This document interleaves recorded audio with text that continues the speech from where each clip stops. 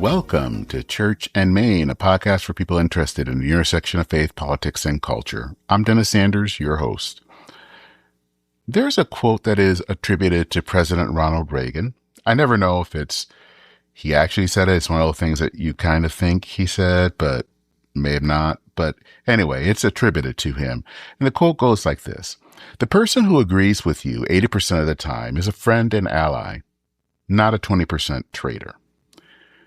Now, I've always loved that quote because I think what it says is that it allows for diversity in groups.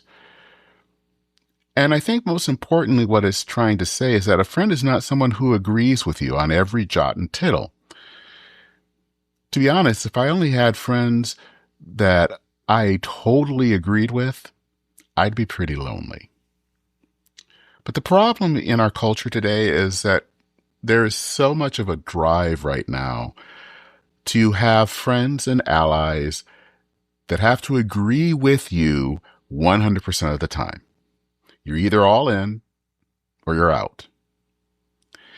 Now, what's really disturbing is when churches start to act like this.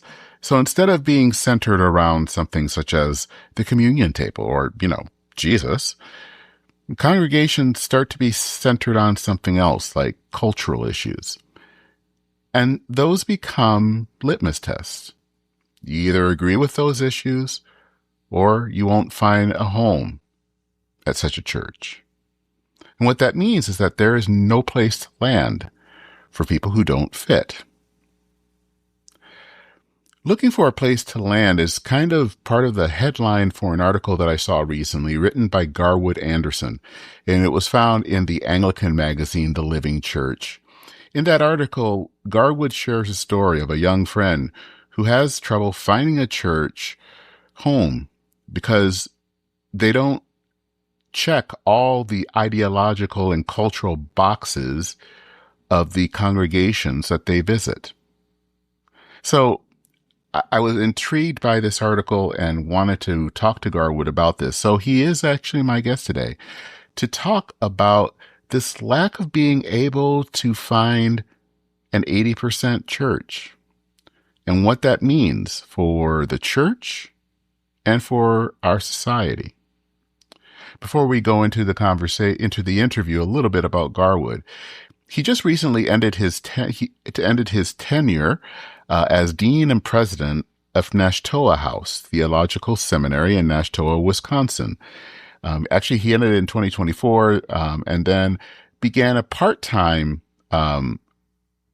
distinguished fellow at the Lumen Center in Biblical Studies, which is located down the road in Madison, Wisconsin. And as of July 2026, he is now a full-time senior fellow. Garwood Anderson has had basically a lot of diverse ministry roles in 40 years of ministry that is centered on teaching, scholarship, academic leadership, and mentoring. For 18 years, he was in campus ministry with InterVarsity Christian Fellowship.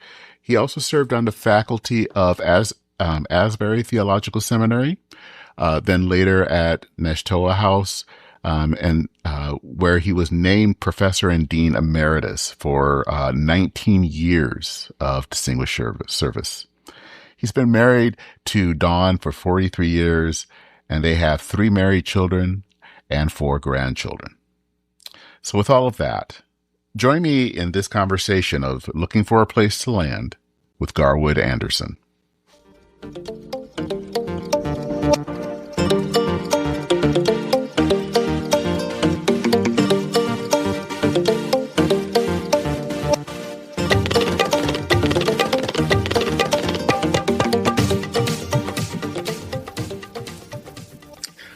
All right. After many little technical difficulties there, Garwood, thank you for joining me this afternoon. I wanted to start off by knowing a little bit about who you are and your faith background.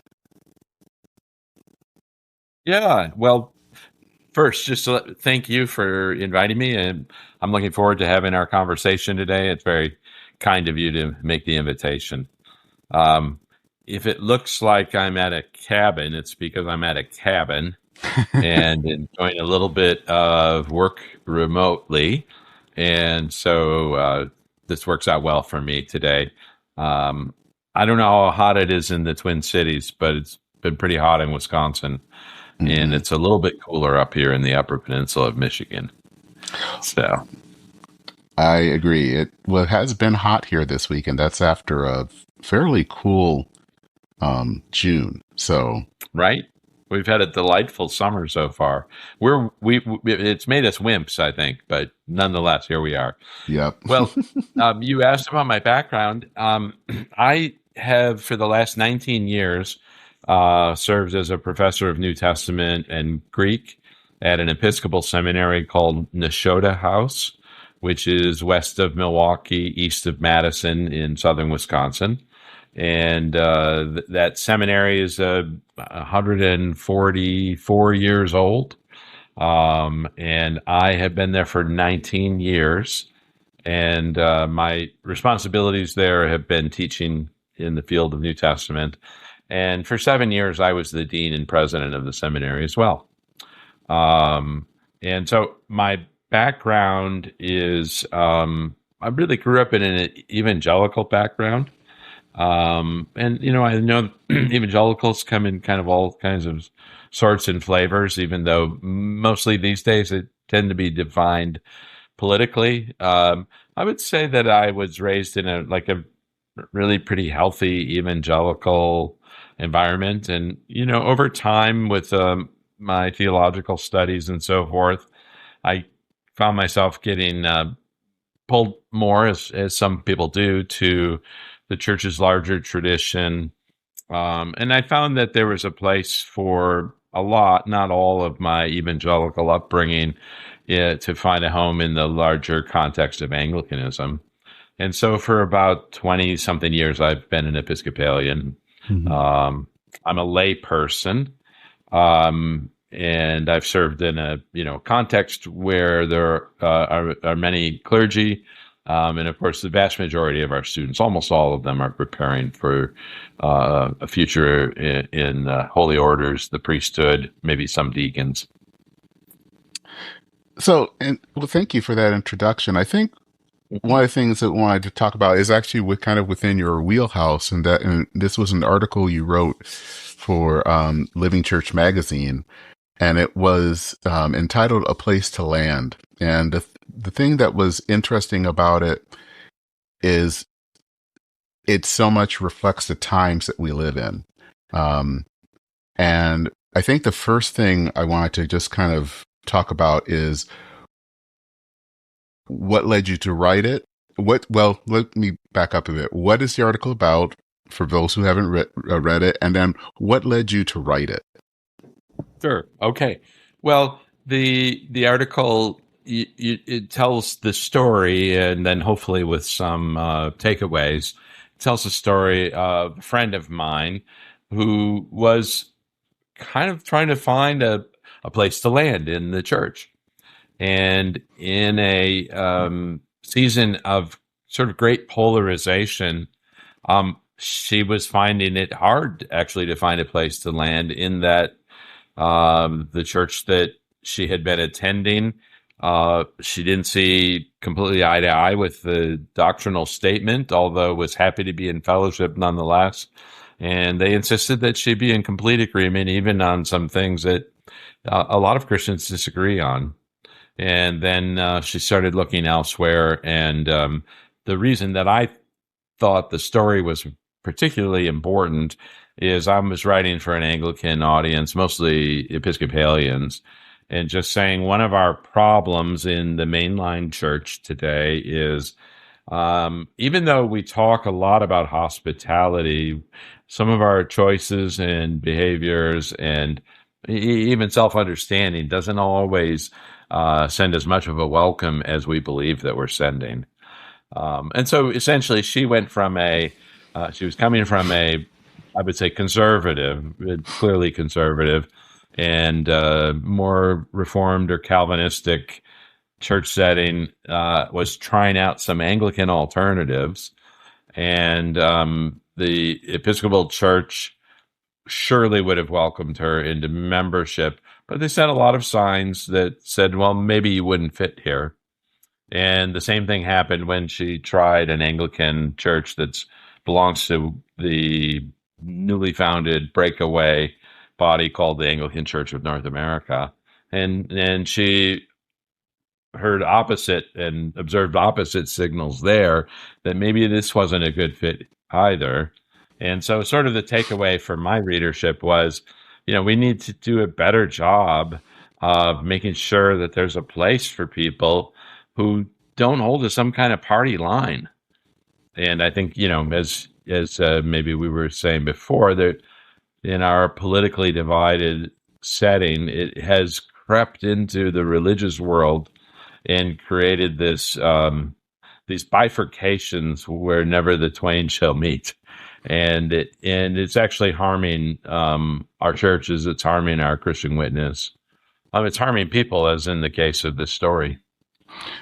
I mean, you say something towards the end of the article, kind of talking a little bit about the Episcopal Church, but I think Anglicanism in general, and probably the church in general, that it's a big tent and a blessed community for free thinkers, provided they are conformists. And, yeah. I've seen that too. I mean, I in the Christian Church Disciples of Christ, and know my way around a lot of other mainline denominations. And of course, since I live in Minnesota, I know a lot of Lutherans. And I think the thing that I've noticed a lot over maybe, I want to say the last 10 or 15 years, is that there seems to be less room for people if they don't fit a certain way. And I don't want to make it sound like it's just within the mainline. I mean, I see that also in evangelicalism as well. I mean, what do you think is driving this? That there is this sense that you basically have to, there are basically litmus tests of who belongs and who doesn't belong, and that there just doesn't seem to be any room for difference. Yeah, wow, that's a huge question, but I think it's so important. I have a couple of thoughts, and then maybe we can go back and forth on this a little bit. But I think a place to start would be, it's always easier to identify yourself in terms of contrasts. In other words, to say, we're not that kind of Christian. Mm-hmm. And you see this on the evangelical side as they cast aspersions, sometimes toward Roman Catholics, sometimes toward mainline Protestants. You see it in mainline Protestantism, where you say, well, we're not those kinds of Christians. And especially as evangelicalism has, I think, let itself become more and more identified with a political set of stances and positions. So I guess the first thing I would say is that we often take a shortcut of deeper self-understanding when we say we're not like them. So that's a place to start. So one of the things that I've observed is, especially when there are these divisions in the church. So, Anglicanism is, just speaking for my own tradition, is sort of famous and somewhat proud of being a big tent, right? I mean, historians will push back and forth on this, but we're sort of proud of not sending everything Catholic, to the garbage bin, but embracing it, and also receiving some gifts from Protestantism, and sort of finding our way to hold these kinds of things together. And so, back in the day, Anglicanism was sort of known for its basic division was between so-called high church and low church. So the high church people had more Catholic affinities, low church more Protestant affinities. What has happened subsequently, though, is now it's more political, more social stances and that sort of thing. So it's a more what they would call a liberal or progressive and conservative or traditionalist divide, which is almost like a 90-degree swap of what it used to be. Because you could have high church liberals, politically speaking, and high church conservatives. You could have low church liberals. You could have low church conservatives. Now we've sort of turned it in this current political environment. We've turned that 90 degrees, and it's not a helpful way to distinguish ourselves. Any kind of alliance that we make that's fundamentally first political or strongly political is always going to damage our Christian integrity and witness.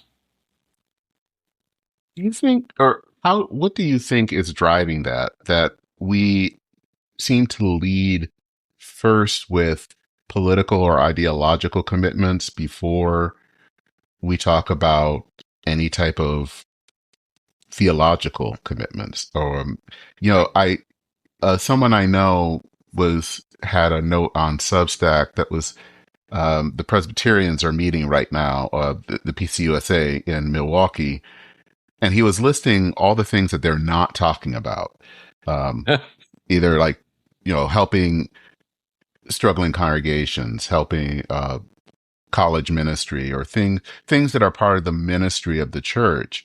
And then he said, what are they talking about? Basically what you would hear at the Democratic National Convention. And Yes. This is not someone that's on the right. That's not who this person is. But I think it was kind of saying that it seems like everything is driven by politics, or culture war, but not by the church. What do you think is pushing that? Dennis, if we can figure this out today,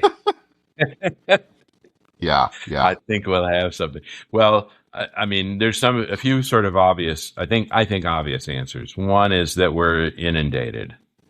We're just like, 24/7 news cycle, social media, all the stuff that we all know about. We're just inundated with everything coming through political and polemical political lenses. So one of the things that Christians are doing is it's sort of natural, but it's completely, beneath us in an ideal sense, is that we're getting carried along by that discourse as though it's the fundamental discourse, rather than, as you say, a properly Christian discourse with properly Christian questions and so forth. So, I mean, some of it is just sheer exposure. And of course, everybody knows that the algorithms work by fueling the rage bait. They want you to see something that makes you angry. And then your feeds reinforce what you already think. And you kind of don't, you get trained out of empathy, which is a basic human and I would argue Christian virtue. So that's one thing. And in the process, I think our minds and our spirits and dispositions are getting reshaped so that we can't have favorable, thoughtful discourse. Okay, so that's one thing. I think another thing is, it's interesting that you use the PCUSA example. Here is a case. I'll offer this as a case study, and really without any kind of judgment, just like a observation. The PCUSA is meeting. The PCA just met. Presbyterian Church of America, of course, is a breakaway from the PCUSA. Sort of like the Southern Baptists were a breakaway from the American Baptists, although PCA is not as large, proportionally speaking. Okay, that's the conservative branch. PCUSA is the mainline branch. PCUSA is one of the questions they're taking up is their stance as a church on polyamory. Yeah. The PCA, on the other hand, voted that women can't be deacons in the church. Now, if you can imagine anything more sort of polar than that, I can't. It's like, an extreme, I would argue both of those are, whatever you think of the positions, they couldn't be more different, right? So when we only get used to talking among ourselves, there are things that become thinkable for us because we talk to like-minded people. And there's a set of things that become unthinkable for us because the people that we're used to talking to can't think that way. So the fact that we are not engaging each other is actually making us more, it's driving us more to the poles and less to anything like a center. But it's not so much that I think a center is the goal as much as the possibility of conversation across the difference. Because that possibility of conversation across a difference won't get us to agree on things, but it has the potential to create a kind of empathy between us where I can say, I think you're really wrong about that. But I can also understand why you have reached that conclusion. And understanding it doesn't make me think you're right, but it at least helps me understand where you're coming from. And then we might, find more and more points of agreement. We might find out that our Venn diagrams overlap a lot more than they are separated. And if that turns out to be the case, then, we might actually enjoy a blessing of fellowship rather than constantly defining ourselves in difference from each other.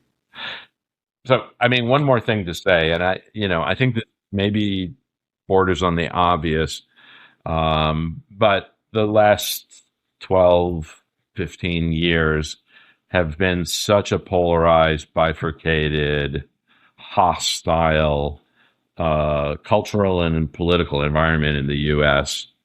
And this has been a route to access power, and Christians are going along with it, and not just in one direction.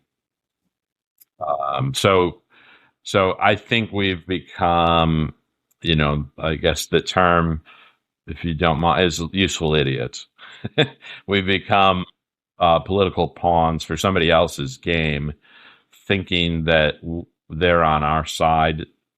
It's not so clear on the right or on the left, but I think especially on the right that the political powers are really allied with genuine integral Christian commitments. I think instead they find where the audience is and see the persuasiveness of making people, politicizing people toward ends that will help them get to other agendas that maybe aren't Christian, maybe are anti-Christian. I was going to share That's that. maybe a mouthful, right? But yeah.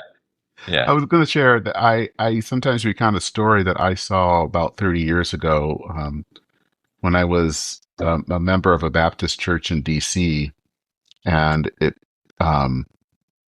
at the time it was a congregation that kind of spanned the gamut from evangelicals all the way to more liberal Baptists, and they were going to hire an associate pastor, and this was really at the time, especially this is an American Baptist congregation where there was still a lot of unease, especially on the issue of homosexuality in the church. Sure. And the pastor in question was someone who was much more gay friendly, and that was a concern among some people. And I remember a woman got up. She was someone who I would say is on the evangelical side, and spoke for her. And she had stressed that they don't agree on stuff, but this is my friend, and I'm going to support her. And I just always remembered that this wasn't, let's meet at the middle and all that, but they saw each other as friends, even if they disagreed on this important issue. Yes. And I think the thing that I notice these days is that you don't find that anymore. It's like as if someone has another view, it's just like, well, I can't have anything to do with them. They're bad. They're wrong. And I really am finding that more and more. And I think because we don't seem to spend time with people who we might not always see eye to eye, we don't, in some ways, as I think you talked earlier, we don't have that same empathy for people anymore. Yes. Yeah. And you probably know there's a subset of evangelicals who are, putting the adjective toxic on the word empathy, and also, Yeah. describing empathy as actually like a problem. And I can't Yeah. imagine anything more sort of absurd. That it, I understand what they're trying to say. They're saying, well, you can't let your feelings, override your convictions. But I think what you're trying to do is divide human beings into parts when we're wholes, Hmm. right? So thinking and feeling, we have to hold it all together. And there are a lot of studies that tell us that feeling is an important aspect of thinking, and thinking has a lot to do with how we end up feeling. The point is, you can't understand another person, especially somebody that you disagree with, until you ask the kinds of questions like, I what you're saying makes no sense to me, or I can't agree with it. But you have to ask the question, like, how does that make sense to that person, in a non-combative way? What is it about their experience, how they see the world, what they've experienced, that if I understood it, I could at least understand why they're making the decisions they make or holding the positions they hold. But unless you're willing to do that, what will happen is, we demonize each other. And again, all the tools are in place. It's reinforced at the political level. It's reinforced by the way that the news is conveyed to us, and of course, the way that the internet and social media lock us down into particular stances where we don't even understand, don't even have a chance to hear what other people are thinking, and we're falling for it. That's my point. I mean, Christians should not be falling for this. It's so antithetical to who we are, whatever your convictions are, to engage in this kind of partisanship.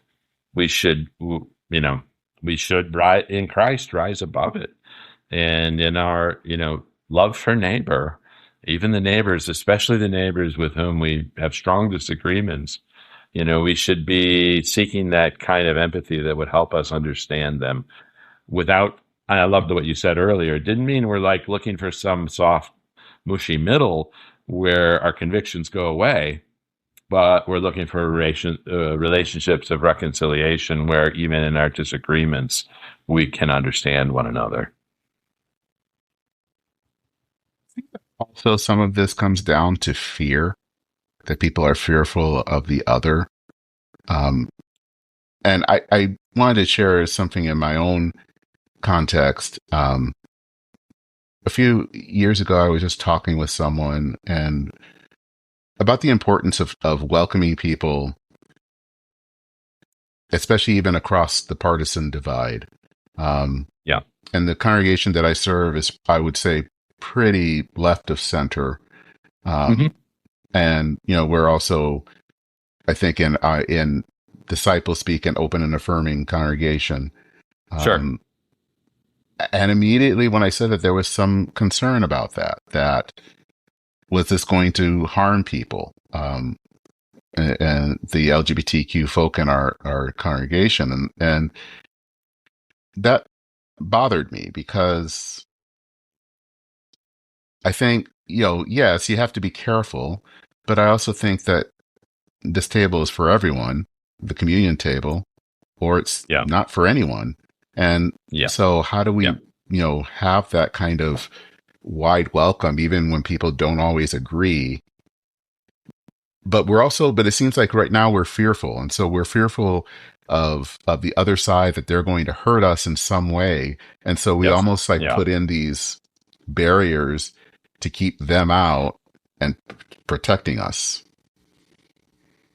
I think you're exactly right. And again, I think to your credit, you're suggesting that fear can be at work on, we're going to keep calling these sides, but on different ends of the spectrum, that fear is operative in both spaces and not just in one. I mean, I feel like I have more experience with the fears that are customary among conservatives, but also identify it as a fear. So, for example, in the seminary, that I taught at, we were identified as a very conservative seminary in the Episcopal Church. Hmm. People from another denomination may not have thought we were all that conservative because of these spectrums, or they're relative, aren't they? But in any case, so in some of the circles I walked in, I definitely saw a fear at work that was like, well, we can't identify with a seminary that's associated with the Episcopal Church because the Episcopal Church is apostate and we need to be separate and have nothing to do with them. And I also experienced, I would say in equal measure, we can't be around those kind of conservatives because sort of by definition, they're toxic people. And the reality is there are toxic people. Toxic people do exist. So when somebody says, well, I am concerned that a more ideologically diverse body of people, that I could be hurt in that context, that's not an unreasonable concern. But again, as Christians, what we would want to say is, well, that kind of toxicity and the way that people might want to use religion to actively hurt other people and so on, we're not going to tolerate that. But we will tolerate diversity of opinion. So we want to actually shape a culture wherein people have the freedom to hold diverse views and also to hold together as a body of people with that diversity in a way where they, even in disagreement, can be in relationship with one another. And I mean, I think, going back to even your earliest questions, I think one of the unspoken things so far is the Christian path is the hardest path. It's the path of the most resistance. Mm-hmm. It's a path shaped like the cross. And so it's not going to look like the easiest thing. And it's not the easiest way to gain, adherence and to grow the fastest. The easiest, the shortcuts are to be like-minded, but not in a Christ-minded like-mindedness, but just in a sense of ideological agreement. And so people are choosing the path of least resistance, which turns out to be toxic paths. So how do we get out of this?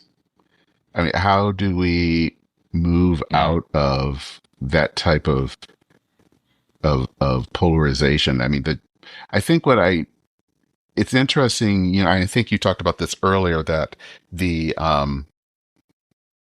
I think a lot of denominations at some point, if you went back in time 30, 40, 50 years ago, were quite broad in their ideology or even theology, belief and all that. And there was ways to kind of hold that together. Yes. And that's really not the case anymore. But it's funny how that is mirroring what we see in a larger society, because there used to be what we would call a mass culture, and things that were made for a wide culture. And a lot of things now are much more narrow, more bespoke. Yes. To try to do something that can hold people of various opinions, that's pretty novel. I mean, you just don't see that anymore. And so how do you kind of go against the grain of that? Yes. I think you're so right about this. I mean, here, an example from my own youth, about the way culture has changed and the way that it's more divided and curated and singular in its as we encounter it. I mean, I was an elementary school kid when the miniseries Roots came out. Mm-hmm. And I mean, I couldn't have lived in a whiter world than the one that I was in. It was a suburb. Almost everyone I knew was white. Friends that I had from other ethnicities were Asian, but not many. It's just, where I lived. we were all watching Roots Mm-hmm. as elementary school kids. And we were talking about it, and it was shaping us.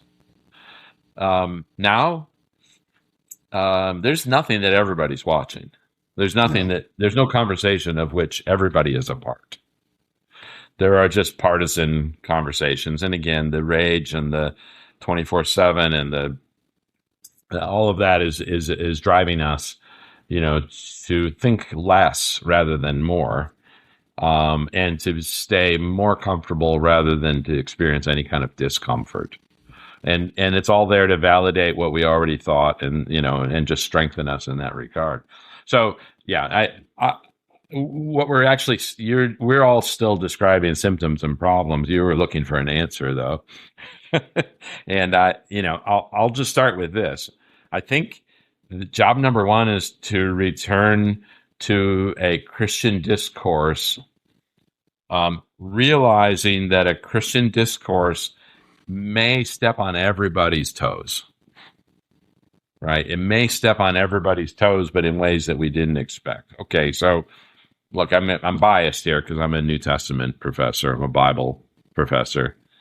But if instead of going to the Bible, or not even going to it, but just receiving from the Bible the reinforcements for the things that we already think, what if we went to it with people with difference and said, like, how is what I'm encountering it, let's just say in the Gospels, in the person of Jesus as narrated and depicted there, how am I encountering sort of a counter to my basic working assumptions about the world, right? So wealthy people will have to reckon with the fact that Jesus wasn't so high on wealth. He thought it was a severe danger, potential idol, so on and so forth.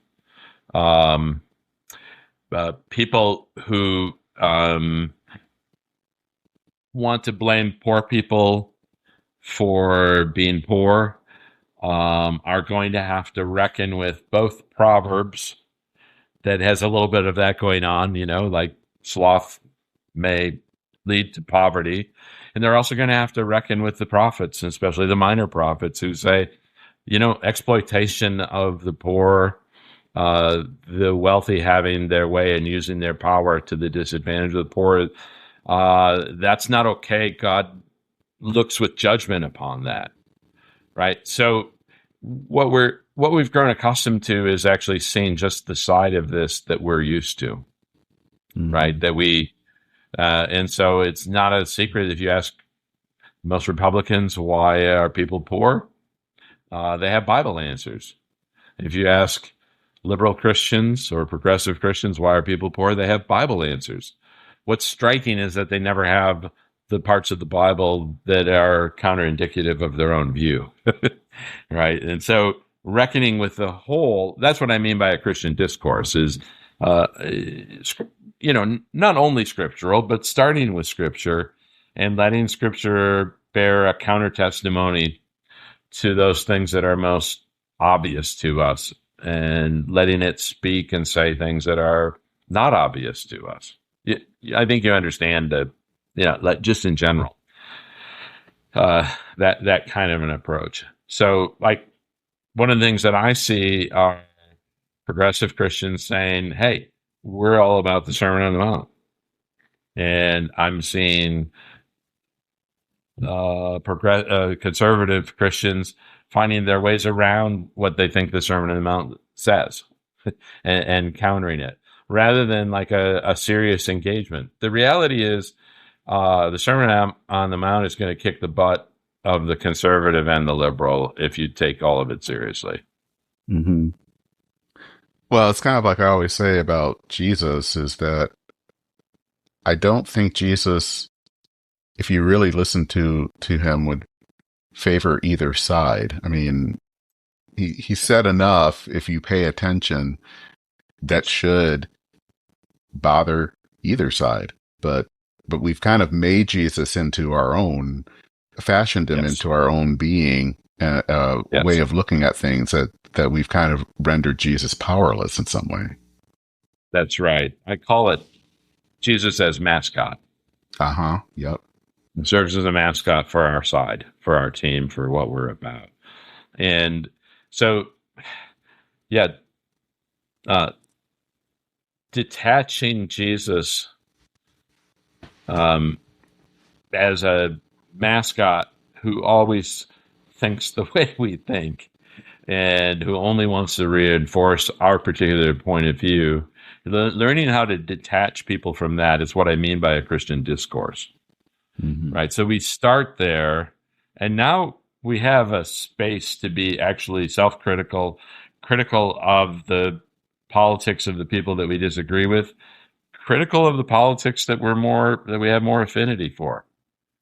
Like, and there has to be a Christian distance. If Jesus is going to be Lord instead of mascot, there has to be a Christian distance between, how what we understand him to be, what we understand the Christian tradition saying to us, and the particular political ideologies that we get locked into. And that without that critical distance, I don't see a lot of hope. So we need the critical distance and an actual genuine Christian discourse, but then we need to have it with people who don't always share our own point of view.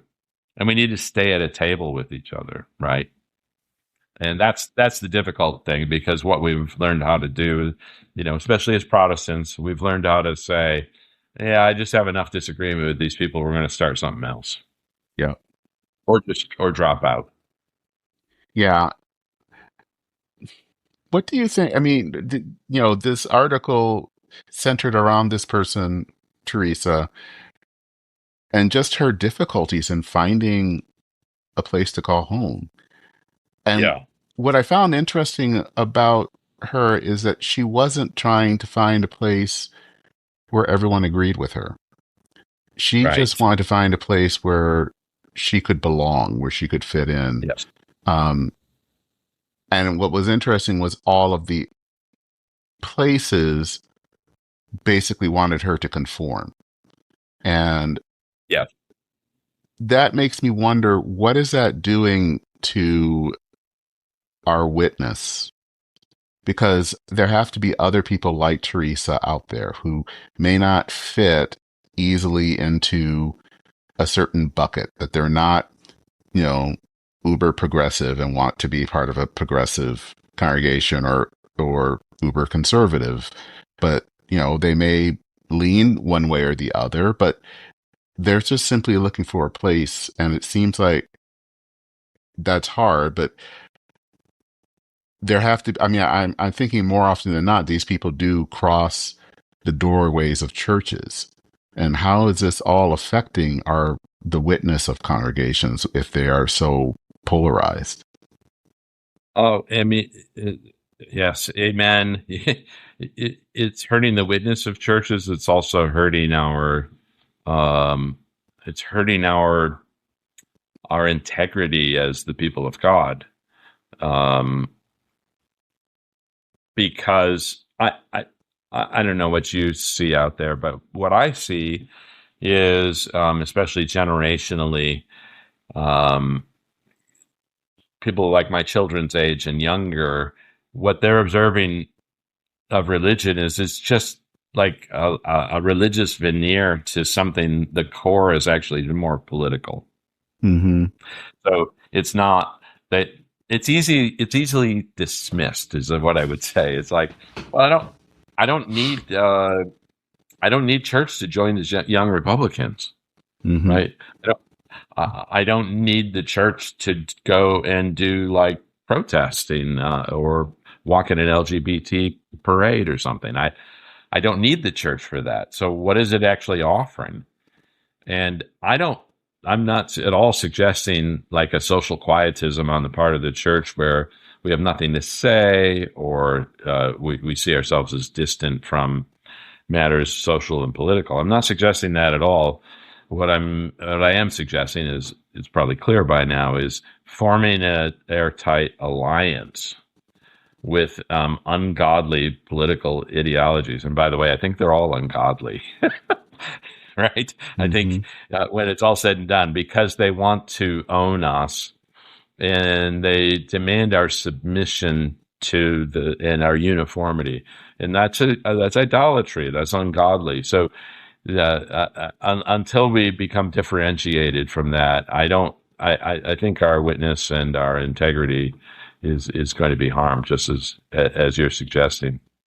It was interest, interesting about the thing about Teresa is some like convictions that normally travel together.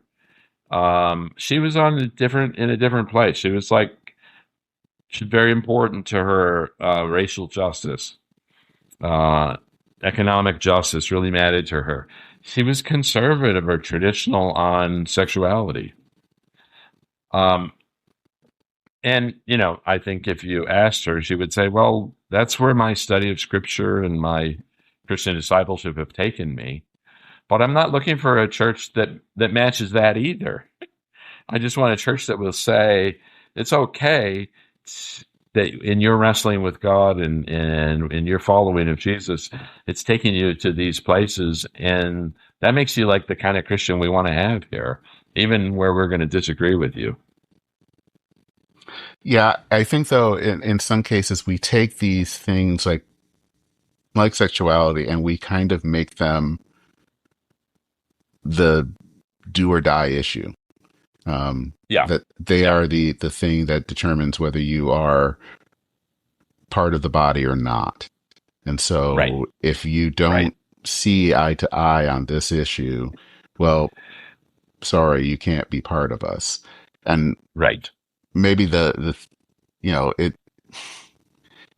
it's just kind of weird that that's where we're at. That, and again, I think it comes down to being afraid, but I think you said something earlier about who is Lord in our life. And um, if we're kind of making those determinations, and, I can also include in this case, we could talk about the Southern Baptists and the whole talk about women um, as preachers, which kind of was talked about, but it's like we have to have yet another vote to make sure. Yeah. But Yeah. that you can't have people even just that may not see that or may not agree or have issues. It's like basically saying it makes it sound like you're putting someone else beyond Jesus as Lord. Yeah. And so Yes. it really does kind of come down to that. Yeah. Yeah. That's what I would say.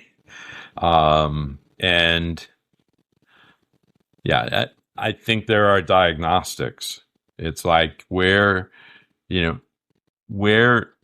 do you see this perspective that is important to you? Where do you get it from? Like if you were in a conversation, because I suppose we should always be with the risen Christ about this issue, like based on what he's already said or what's been mediated to us in Scripture, like what is everything that he might want to say about that, not just like the Bible verse, right? So we all have our favorite Bible verses or passages. It's Matthew 25 for one set of Christians. I don't know. It's like Romans 1 for another set of Christians. And it's like, well, the Scripture just has more to say than all of that. And if Christ is Lord, then he's not trying to supply us with ammunition for our politics. He's interrogating us and also calling and shedding light on our potential or actual idolatries. And that's what's getting in the way between our following of him as Lord and the abundance of life that he has to offer, is that we're pasting him on, cutting and pasting him into something, a discourse or a frame of reference. It's not his. And I would think that nothing could really be more dishonorable. So yeah,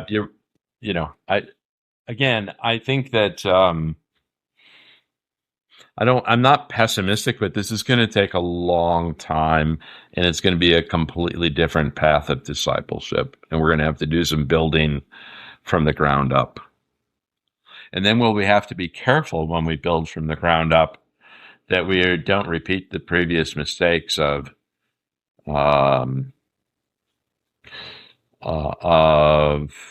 picking and choosing, one perspective, or thoughtlessly going to the middle, or mindlessly embracing everything.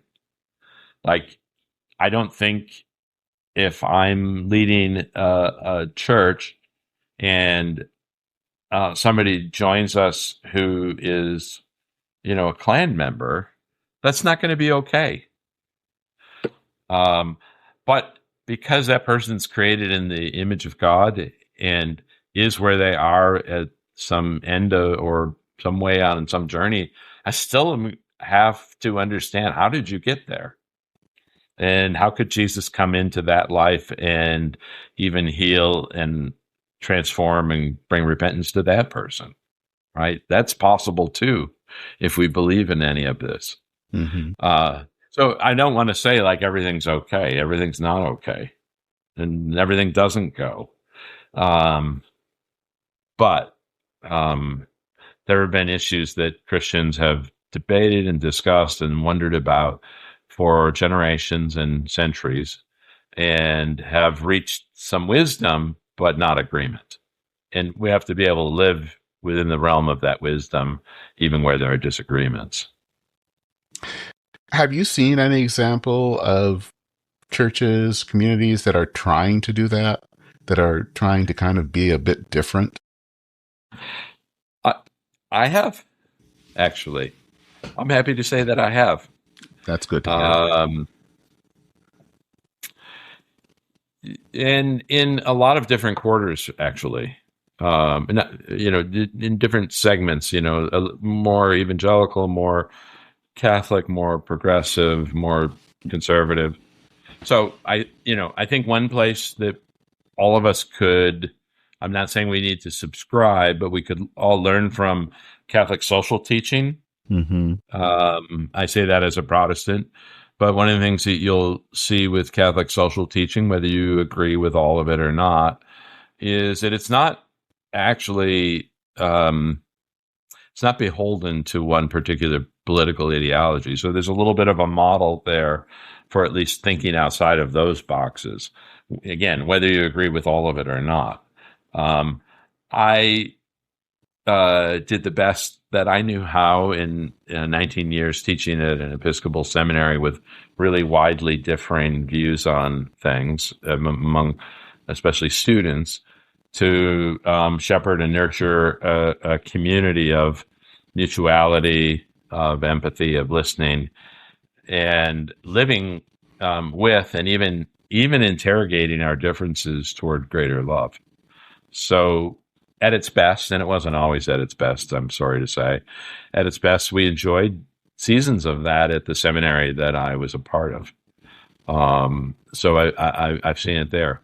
I know some evangelical churches that have been willing to speak on holding generally socially conservative views on all sorts of things, but have been willing to speak on other kinds of questions where they're not towing the line with what currently counts as conservative.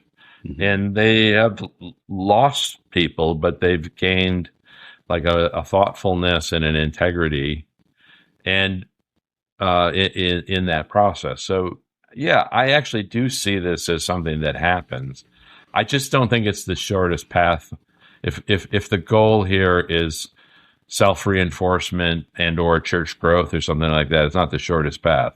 So it's the path of most resistance. But people do it. It can be done. It is what we're called to. So I don't know if I'm so much an optimist or an idealist or what, but I'm just not myself willing to settle for this these bifurcations and partisanship. So I've seen it. Yes, I do think it happens. Where do you think that the church will be in another 10 or 15 years? I mean, do you think that we're going to kind of continue down this path, or is it really dependent on what happens in the wider culture? That's such an interesting question. Because if you had asked me, and like, what do I know? I mean, not a prophet and not even close to a futurist. But if you had asked me like 15 years ago, again, whatever anybody makes of all of the particulars of policy and positions, I would have thought that the Obama presidency was a sign of America unifying. Whatever, again, you think of the policies, he was a model of that kind of discourse of bringing people together. And, I have friends who are conservative who think, he was a disaster. But I just have a hard time. I would have thought we were headed in a certain direction. It's clear to me that the mega, it was not a resurgence, the sort of evolution from the Tea Party to the mega phenomenon is at least in part a reactivity to having a black president. And that race is not everything that's going on here, but it's a major factor. So I say that to say I would have thought we were headed in one direction and we've headed in a different direction, which is all to say, like, don't put any weight on my prognostications. But I will say here are a few things that I think are going to happen. Mm-hmm. I think that the overly politicized mainline church, which tends progressive, I think that its membership decline is going to continue. And I say that not because that's what I hope for, because I belong to one of those denominations.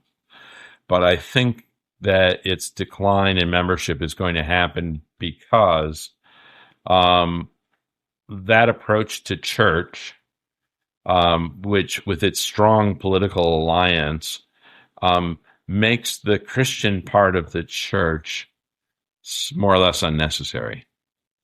Yeah, so I would totally agree with that. So if I can have all of my political convictions and progressive causes and so forth, I don't really see that I need a church to hold those positions. I certainly don't need a church that doesn't challenge any of it. So I think, all of the demographics, the aging and the decline already in place and so forth, I think that there'll be a decline there. Then I think that decline will continue. So the question will be, what will reemerge out of the decline is an interesting question.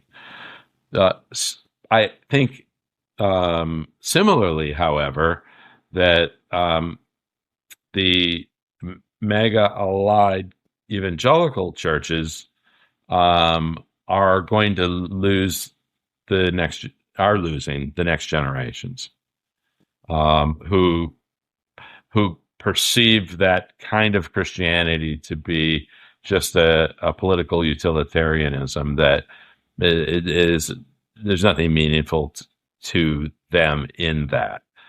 That is, unless they're already sort of politically so allied, and then maybe they'll see some future there.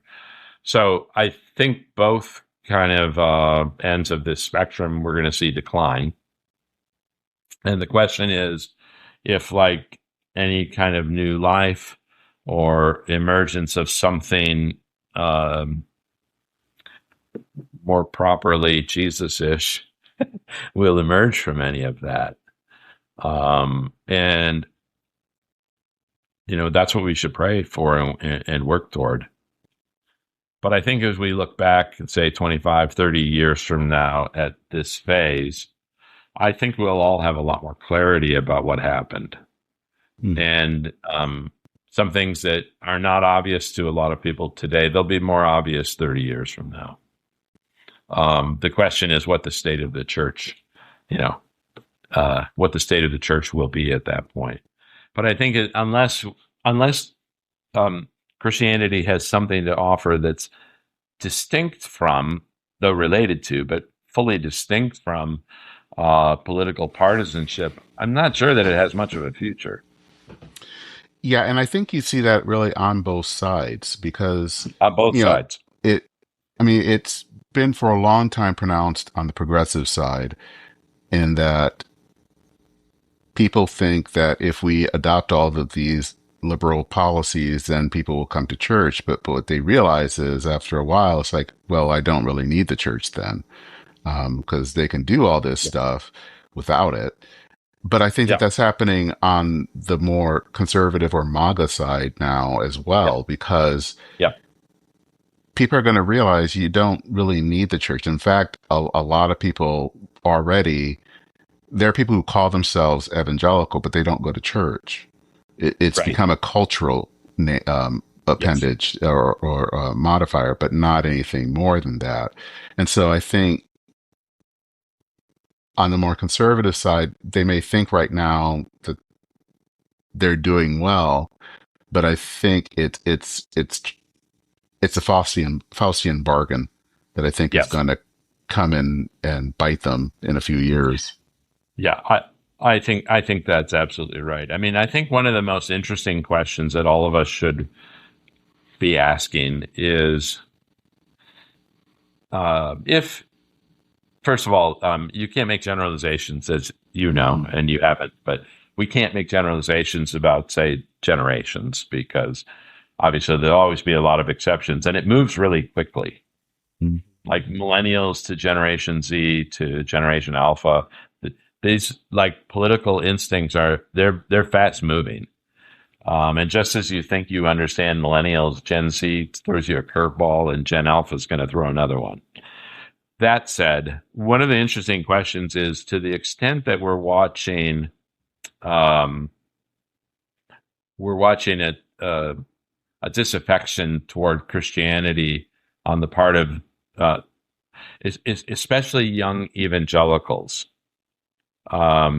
We're not watching any kind of considerable movement to the mainline alternatives, with which they're supposed to have more political sympathy. Mm-hmm. Like, that doesn't seem to be happening in any large measure. Nope. But by rights, it seems like if that's your reason for withdrawing from your evangelical past, then surely you would find the right thing over here. But I don't think people work like that. No. Now, well,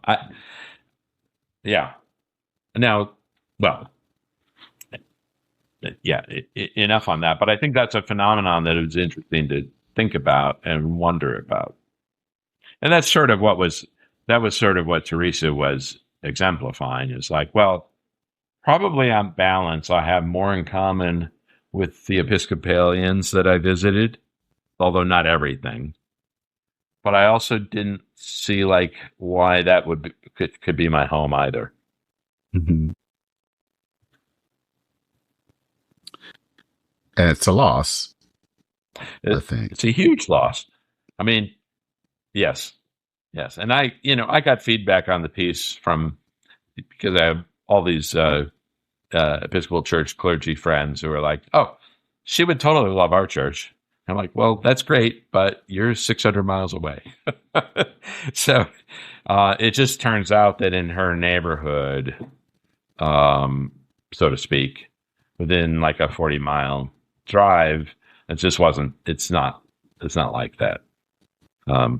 So I would say, like, out of sheer pragmatism, one thing that would be wise for the church to do is, without forfeiting our convictions and our social witness, is to extend a welcome that isn't just to the people who never come here, but to the kind of people who might come here. I think that's an interesting way of looking at it, because I think for so long, it's always, how do we get X group, at least in mainline, the people who never come here, but not thinking about the people who might come here, who may not be the perfect ones or who we're looking for, but who are the people who might be want to be part of the church. Right. Because I think, if you do Venn diagrams and you say, well, our church is well positioned for people with religious inclinations and a really strong progressive political convictions. And I don't mean any offense because I'm talking about our church, my church too. But those Venn diagrams, they don't overlap all that much. Nope.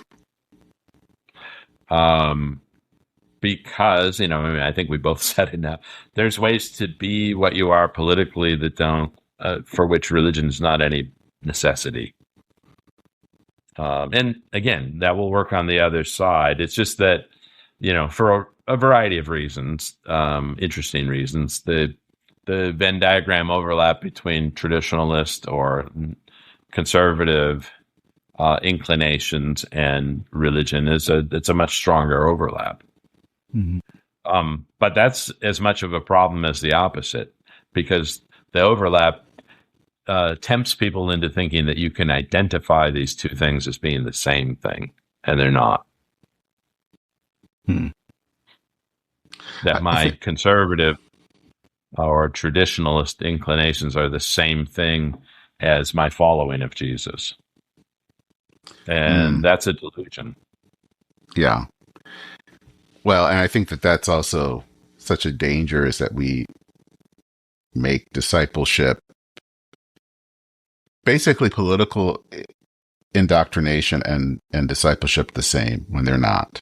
They're two different things. And yes, I always feel that, for me especially, politics and faith are always going to be in tension. I mean, we always believe certain things, especially in politics, whether it's more government intervention or less government intervention, or, whether we believe in universal health care or not, or something to that extent. But it always feels like those things, at least for me, should always be in tension with our faith. Doesn't mean that, yes,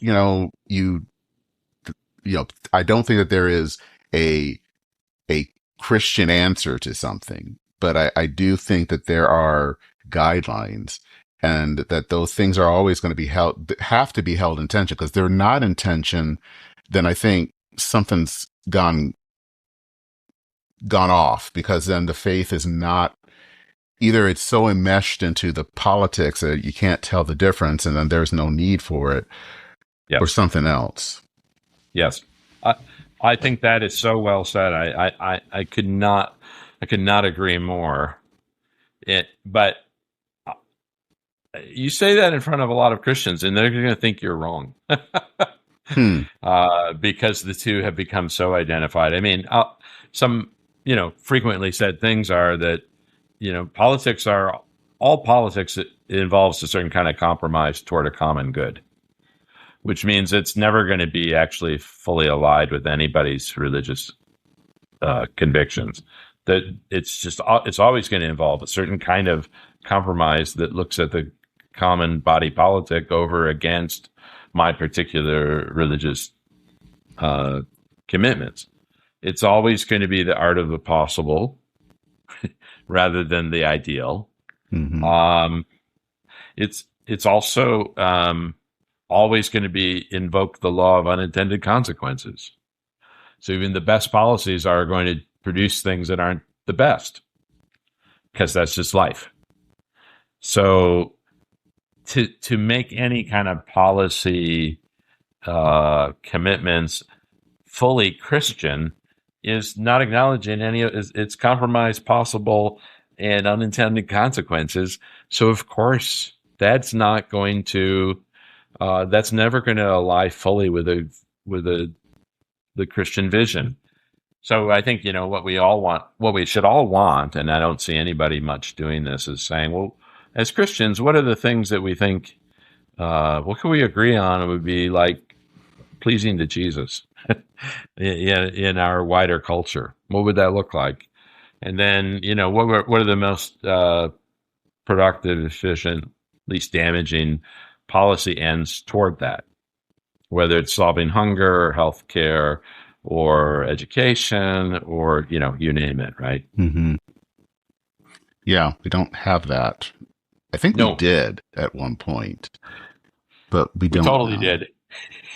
We did, right? We had the socially conscious conservative Mm-hmm. and the reticent Democrat.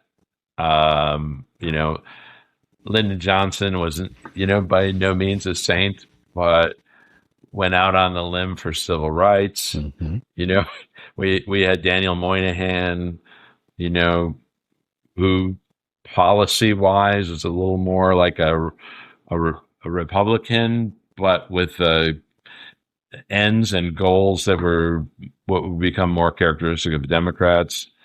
I'm not saying all these people were perfect. I'm just saying we had that kind of crossover for sure. And now I don't know where you would go to get that. Maybe some of the best examples are probably people that used to be conservatives and now so mortified by what conservative has come to mean, they're at least engaged in a thoughtful reconsideration. Mm.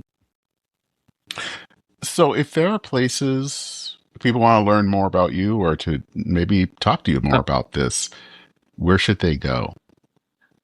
Oh, well, I would be surprised, but I'd be happy to continue to engage people accordingly. So one of the things that I didn't say in terms of my background is, so I was in theological education as a professor for 24 years. And Tuesday was my last day on the faculty of the seminary that I taught at. Oh, congratulations. And yeah, thanks. And yesterday was my first day at a new endeavor, which is called the Stephen and Laurel Brown Foundation in Madison, Wisconsin. And we have a lot of diverse kind of ministries that we're doing there, but the initiative that I'm involved in is called the Lumen Center.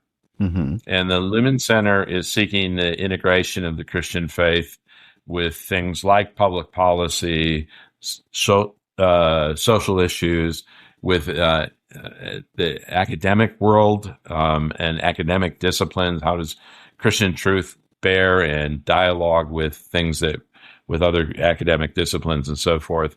So we're trying to do that, and so my new role there is as a fellow of the Lumen Center, where we are very specifically trying to deal with these questions. Okay. So I write occasionally, several times a year for that, for the blog, the Covenant. We call it an online journal. If anybody wanted to search on that, then they find dozens of pieces, including some things that we talked about today. And one of my current interests is talking about how the realities of first century Christians, some of it just being, necessity being the mother of invention, but the realities of first century Christians in their political world, how there may still be lessons that we should be drawing as 21st century Christians. Okay. So I'm very interested in that, in a set of questions like that. All right. Well, I will definitely put that in the show notes for people to know about that. So yeah, appreciate that. Well, Garwood, thank you so much for this discussion today. I think it was helpful. I want to say I think it's hopeful. I think I want to say the next few 10 or 15 years, it's just going to be rough. I've just kind of concluded it will be.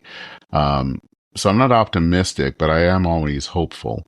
And so I'm hopeful for what can emerge. Yes. And it's down the road.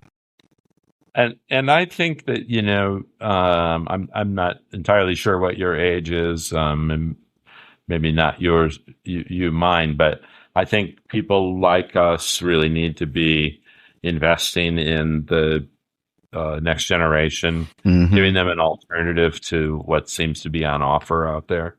And that's one of the reasons why I've made this move over to the Brown Foundation and the Lumen Center, is because we're strongly in dialogue and connection right in the middle of the University of Wisconsin campus.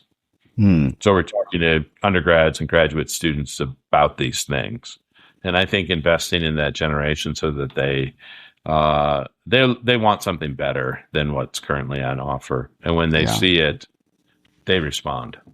Hmm. Hmm.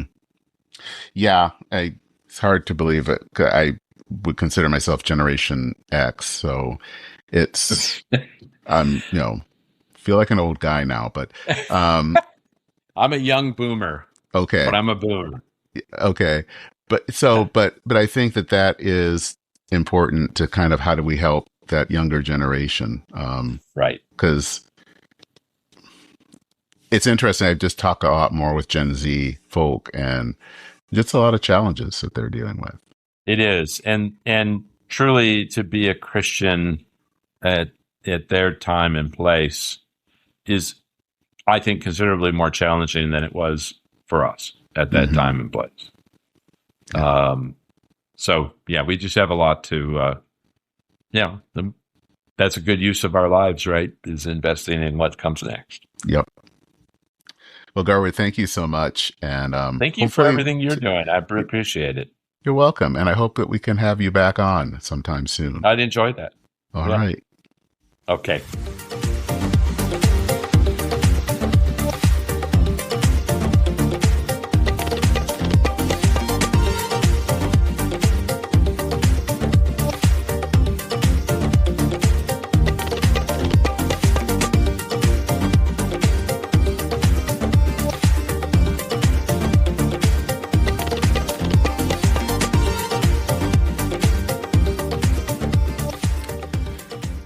So as I always like to say, I'm always interested in knowing your thoughts on the episode.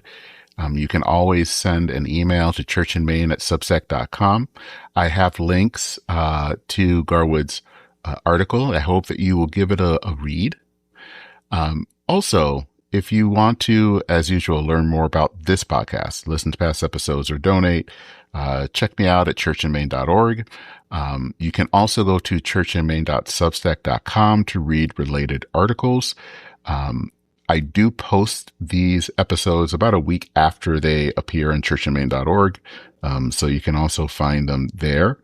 My latest article, just so you know, and I will put that also in the show notes, is Loved Before We Are Labeled. And so that will be in the show notes. It's kind of a takeoff on if you are familiar with the kind of controversy regarding an op-ed written by Matthew Vines, who is a young gay man, and he was kind of talking about the differences between gay and queer, and there was a lot of controversy about it, and so I shared my opinions on it. So that is there if you'd like to read that. Also to let you know, if you want, we do have Church and Main does have a YouTube channel. If you go to youtube.com, youtube.com/Church and Main podcast, you will find usually audio versions of these episodes there. I am starting to put up some what I'm calling previews, so it's not a full video episode, but it is videos of parts of the interviews. Again, you can find that at youtube.com/Church and Main podcast. I will put a link to one or two videos in the show notes if you'd like to check them out and know a little bit more. Also, if you want to donate on Substack, you can do that. You can become a paid subscriber. That's $5 a month, $60 a year. And I hope that you will consider subscribing to the podcast if you haven't done that yet on your favorite podcast app. And feel free to leave a review, because when you do that, that actually helps others find the podcast. Also, one more note is to know that there won't be any new episodes during August. I'm taking that off for a break, and then we will resume with new episodes in September. That is it for this episode of Church in Maine. Again, thank you so much for listening. That does mean a lot. Take care, everyone. Godspeed. And I will see you very soon.